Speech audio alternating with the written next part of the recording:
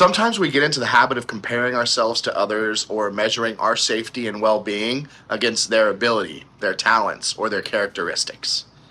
We're less worried about who we are individually and more worried about how we compare to the people around us.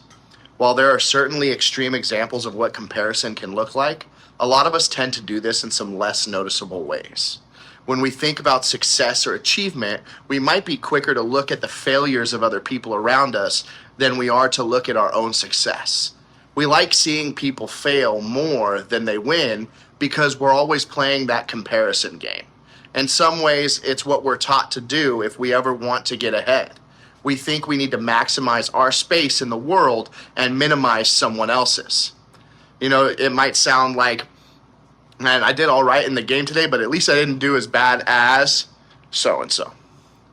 God has created you to be uniquely you. You do not have to be any more or any less than who you are.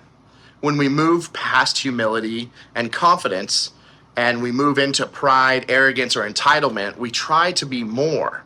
And our words and actions affect people and places in ways that aren't good for others or ourselves. A guy named Peter was one of Jesus's really good friends and followers. And he wound up being one of the leaders in the church that Jesus started. In one of his letters, called 1 Peter, he wrote on the topic of humility. And this is what he wrote in 1 Peter 5:5. And all of you dress yourselves in humility as you relate to one another, for God opposes the proud, but gives grace to the humble. Peter said followers of Jesus are to dress in humility, meaning it's something we are to put on ourselves, kind of like how we put on clothes every day. He also told us when we do it as we relate to one another. Peter knew that true humility can only exist in the context of our relationships. Humility doesn't mean having low self-esteem or trying to play down who we are. It doesn't mean that we can't ever accept a compliment. Instead, true humility starts with relating to others well.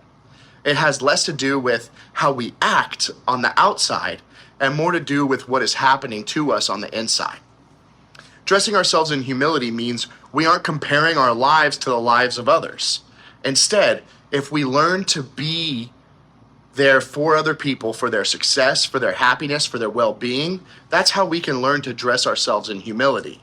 If we can learn to love and serve the people around us and work to be there for them, that will tear down the comparison that we so desperately hold on to. Don't measure your God-given space using the space occupied by someone else. Instead of comparing someone else's life to your own, what if we helped them see how they can be the best version of the person that God created them to be? Have an awesome week, guys, and I look forward to seeing you soon.